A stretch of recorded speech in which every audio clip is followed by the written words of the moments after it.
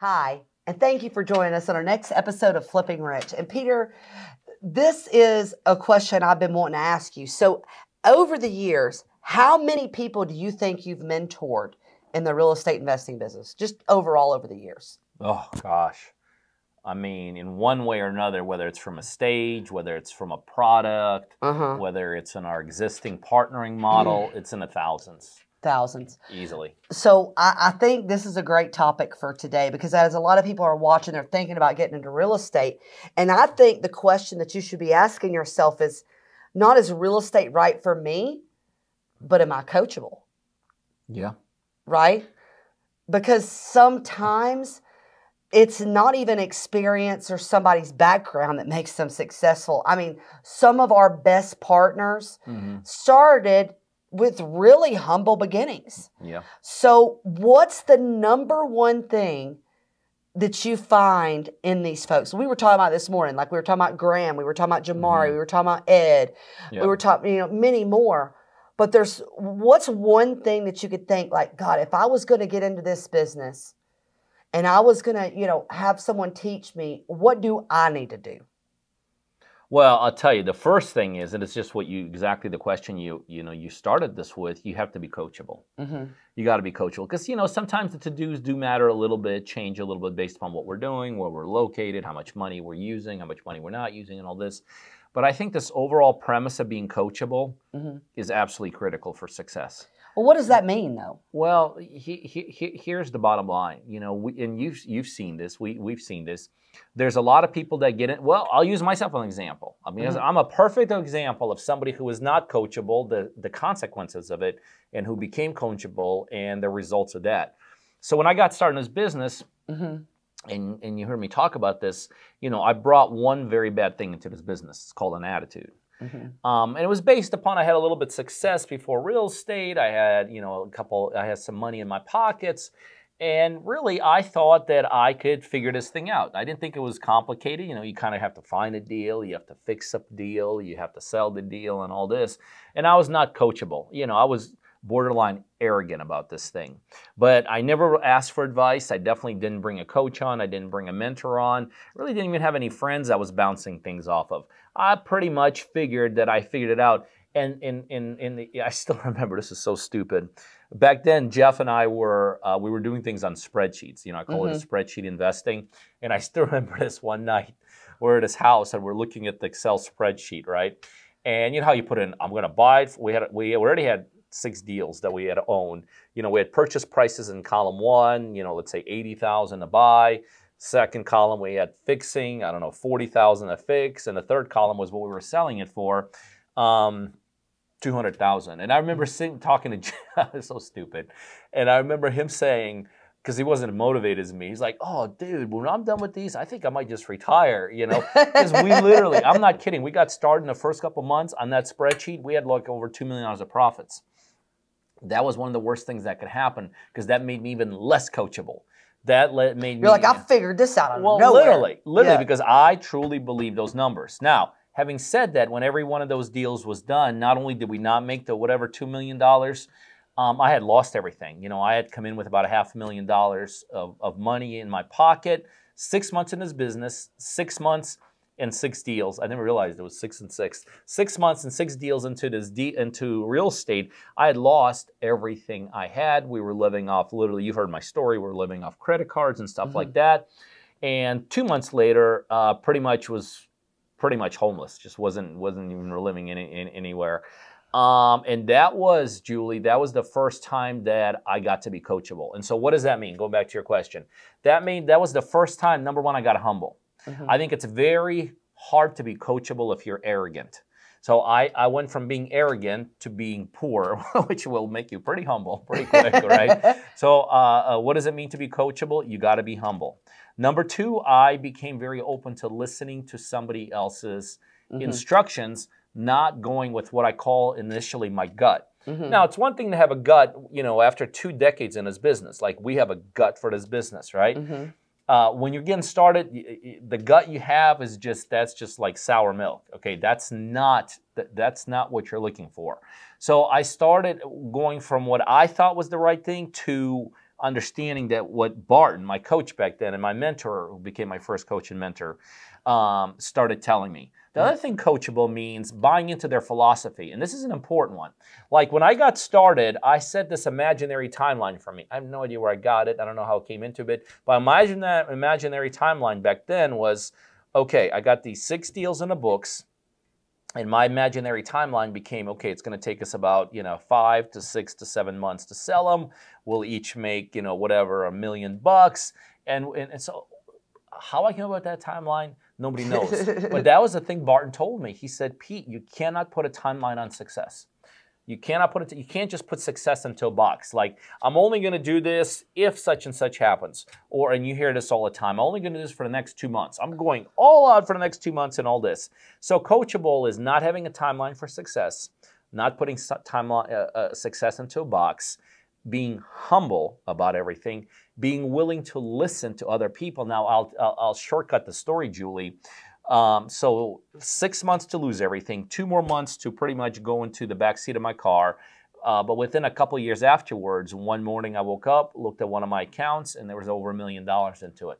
And I could pinpoint it, like it's black and white, and there's no gray area about it. It's literally a black and white. I could pinpoint it's like before Barton and after Barton. Before my first coach and mentor and after my coach and mentor. And that goes along the way with some of the names, the Jamaris, the Eds, the Seths of the world, the Glens of the world, the partners that we have that are absolutely across the board killing it. Like people will say, in some businesses you have that. They say, what's the avatar? What's the avatar? Where's your perfect partner live? Are they male or female? Are they big or small? Do they have experience or not experience? I really don't think any of that matters. None of those guys are, now that you've put those names out, I'm sitting here thinking. Nothing. You know what? None of those people are similar. Nothing in common. There's nothing except for one thing. I still remember our partner Seth, and I know you remember him the first time he visited. He flat out told me on the very first visit, Seth told me that you just tell me what to do and I'll do it. Now, a lot of people say that. And I'm sure you've heard people say that, but very few people execute upon it. He executed upon it.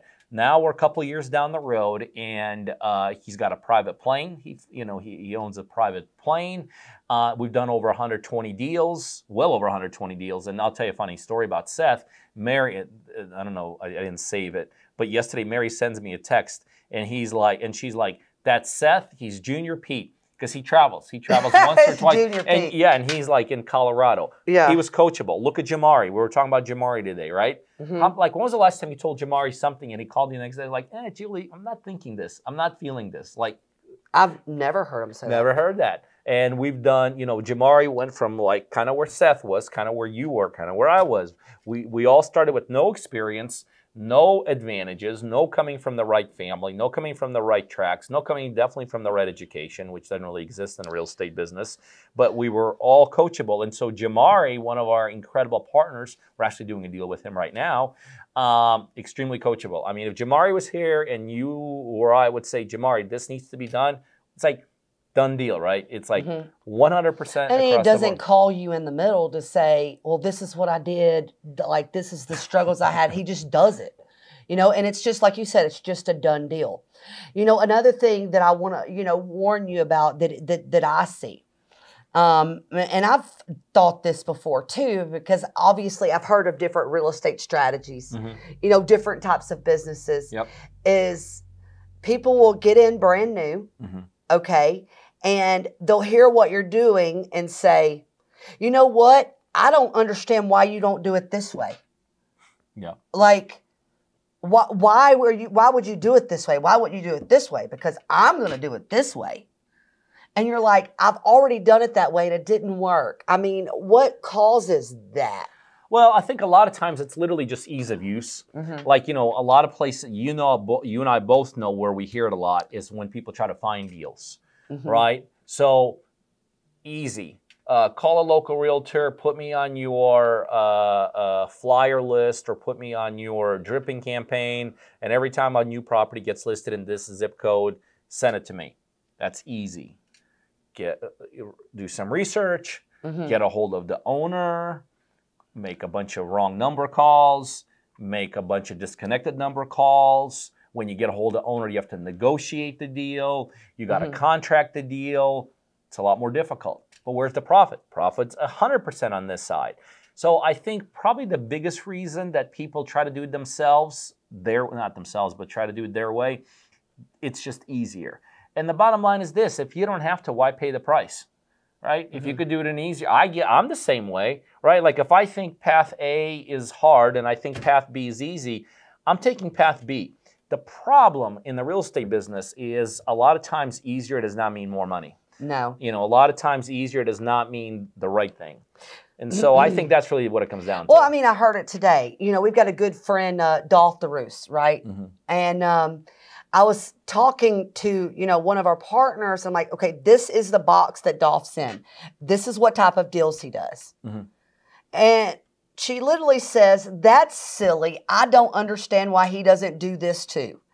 And I'm thinking, a man that's made hundreds of millions of dollars, he makes his box, and you want him to leave his box? I'm not talking about thinking outside the box. Right? But it's just a narrow way of thinking of things. I tell you, when I look here, to me is it's being coachable, but I'll tell you how I know somebody's going to be successful. When something doesn't go their way and they don't complain. Because when something doesn't go right, like you put a house under contract and it doesn't work out, a lot of people will blame somebody else. You didn't do this right. You didn't do this right. This wasn't right. This wasn't right. This wasn't right. So you never take ownership, which is maybe even not your fault. And you say it's the business's fault. What's the difference? How should you act?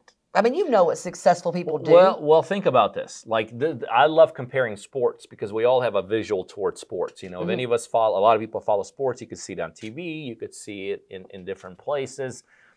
Just imagine like, you know, a team playing basketball. You know, we're in the middle of basketball final. A team playing basketball. It comes down to the last second. You take the shot, you miss it. Are you going to like turn around, look at your coach, say, well, that's your fault? Right? It's totally insane. You're going to take responsibility for it, right? You're going to either own it, and if you don't own it, you're going to be in a lot of trouble. I mean, you're going to be just a lot of trouble with yourself. You're going to be in trouble with your teammates, and you're probably going to be in trouble with that organization. And so you got to learn, I think really comes down to, Julie, you got to learn to own things. You got to learn to own things. You know, no one says being coachable is going to be easy. No one says being coachable means issues won't happen. No one says being coachable means you're going to go from A to Z and there's going to be nothing that happens in between. All it means is that being coachable is you're going to be set on the right path. Stuff will happen still. And then as stuff happens, you're going to be able to react to it in the right way. You know, you're going to be able to know what to do during those tough times. But tough times still will proceed. But you got to, this whole fundamental premise of being coachable as opposed to doing it your own. Oh, here's the other crazy thing about it, this whole thing. Isn't it crazy people will pay for a coach and then not do what the coach says? That's like saying, okay, I'm going to go to this restaurant. I'm going to order this plate of food. But okay, let me just bring my own. Yeah, I'll just eat myself. I'll just bring my own food. You know, like what? Well, that makes no sense. But that's honestly what happens. People pay for advice. I mean, like, that people pay to be coached. People pay to. So somewhere along the line, they buy into this concept, and then they pay, and they don't eat. And I really think that's a manifestation of pride, right? Yeah. Because I mean, you always want to think that you got the right way, of doing things, But it does blow my mind that you're going to get into something and not actually listen to it, right? Not do, if you believed in them enough to learn that strategy, why wouldn't you at least put everything you got into doing exactly what you've been told? And you're right, Seth was like that. All these people we were talking about. And they also, when something doesn't go their way, they don't quit. They don't quit. And quitting's not just quitting everything for good. Quitting may just be quitting for today. Mm-hmm. Somebody may say, well, Peter, it's all your fault. You didn't teach me the right way. It did not go right. You know what the right way to handle something like that is? You know what? I'll get it next time. I learned from my mistakes. Yep. I learned how to do it better. But you know what? There's another opportunity. It's not the time to give up. So many people in this business, they're looking to get into real estate. It's crazy. They probably give up a day or two before they're successful. I literally mean that. I've watched people do everything you've got to do to get there and give up at the finish line. It'd be like running a marathon, and here's the finish line, and me just laying down right here and giving up. You know, isn't that interesting? Like, if you think about it, the part of success that's the most difficult, obviously, is the initial part. Oh, yeah. And it's not because it's just more difficult. It's just you don't have results. Well, everything's hard the first time. Everything is hard the first time. But the thing is, once at least you become successful, you still will have issues. You'll still have things that come up. But heck, if you got $1 million in your checking account, makes it a lot easier. You know what I mean? Mm-hmm. But you're right. The key to this whole thing of what you're saying, it is so frustrating from our vantage point. Like, I always compare us to, in the oval, on the racetrack, the guy at the top, the spotter, right? Mm-hmm. He sees the driver, right? He sees the driver. He sees the finish line. The driver don't see the finish line because he's still got to go around. There's still bends. There's still curves. We kind of sort of see the finish line. We kind of sort of not totally can gauge things. And you're right. That is one of the most, to me, it's one of the most frustrating things. Like, I'll ask sometimes, and I know you've done it before, you'll ask about someone, or you'll call someone, or you'll text someone, and then it's like, they're gone. And obviously you don't compare it to a death, you don't compare it to that, but you do kind of compare it to like disappearance. Well, a death of their soul in a little bit, like, Yeah. like, hey, you wanted this for you. You wanted this for your family. I believe you owe it to yourself to give as much energy as you do love for them, right? Yeah. I mean, you're a family man, I mean, I'm a mother, I'm a grandma. I mean, a lot of the stuff I do is for that. Why do we give up so easy on ourselves? It's because it's easier to give up than it is to keep going. To go along those lines, I think really this is what it comes down to. Mm-hmm. And this goes back to being coachable and non-coachable. And this is why when you're on your way to success, you need a coach. And people say, well, I don't have a coach here. Well, yeah, because here you don't have what you want, okay? But this is a very, very, very important piece. Here is where you're at. Here's where you want to be.